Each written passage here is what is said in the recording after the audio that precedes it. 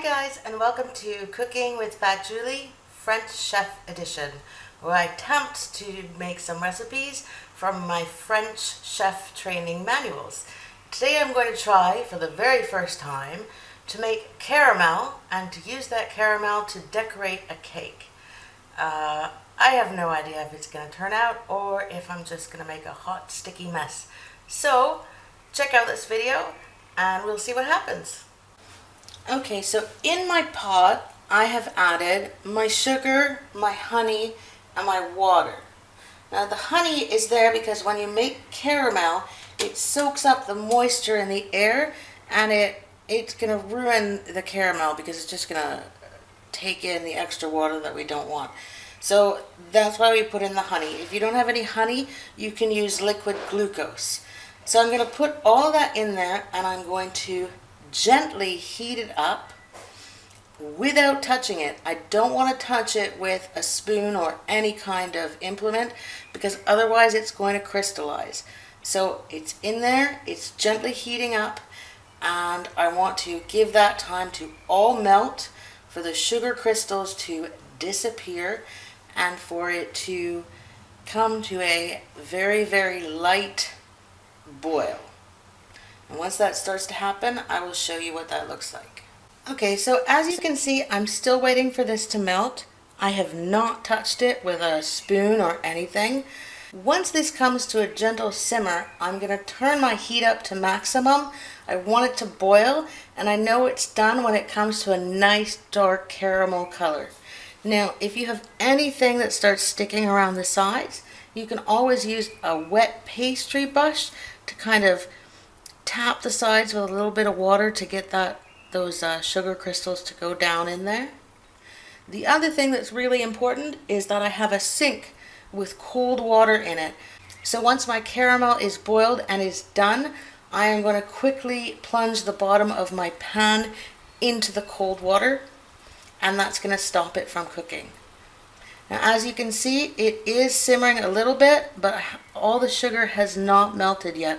So I'm just going to wait until all of that has got to the edges, and then once all of that has melted, I'm going to turn that up, and I want that to be a nice dark caramel color. Okay, so I think we're good and ready to turn this up. I'm going to go ahead and turn it up. Like I said, I've never done this before, so if it turns into a culinary disaster, I'm sorry. I'm just reading the instructions from this chef training cookbook. I don't know, the color looks really good, but the color of my sugar did start off a dark yellow. Using white sugar, it needs to turn this color or even a little bit darker. Let me try to get in a little bit closer. There we go. So that's pretty dark. Oh, yeah, that's getting pretty dark. I don't want it to burn, so into the cold water. Woo, that made a crazy noise. So basically I wanted to make a bunch of angel hair and make that into a ball, and I also wanted to make a great big shape, but I don't think that's going to happen. I think it hardened way too fast. So I'm going to start by trying to make a shape with this, and then if it's still okay, then I will make some angel hair. If you have any idea if you've done this before and it's worked, by all means let me know what it is that I've done wrong here, because this is my first try. I wanted to make a triangle. Now it says for angel hair to take a fork and run that over the paper. That does not seem to be working for me either. It says I can also use a spoon to kind of pull it along.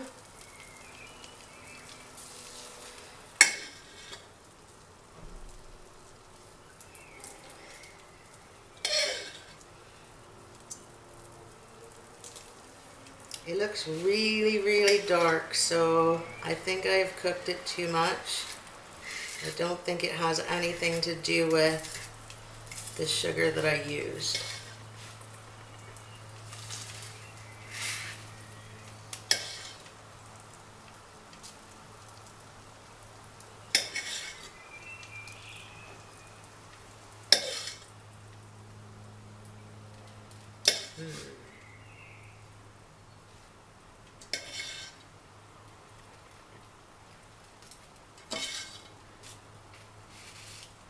So apparently once this hardens, I can just pick it up in my fingers and turn that into some sort of decorative ball.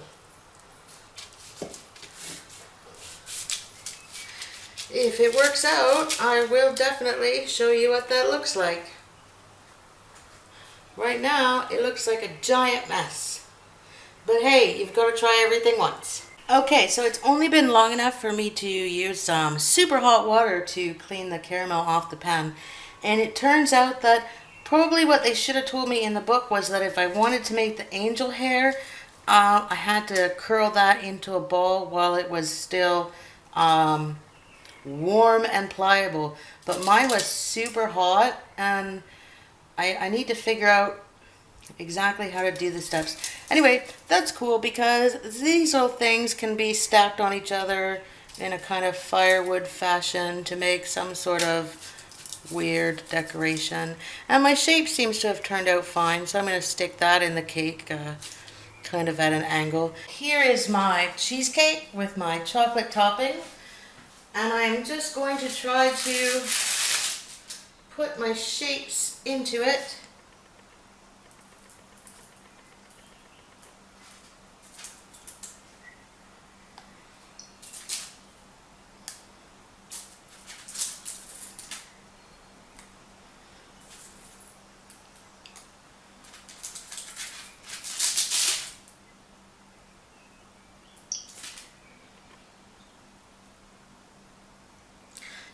I'm going to try and pile them up to give it a little bit of volume.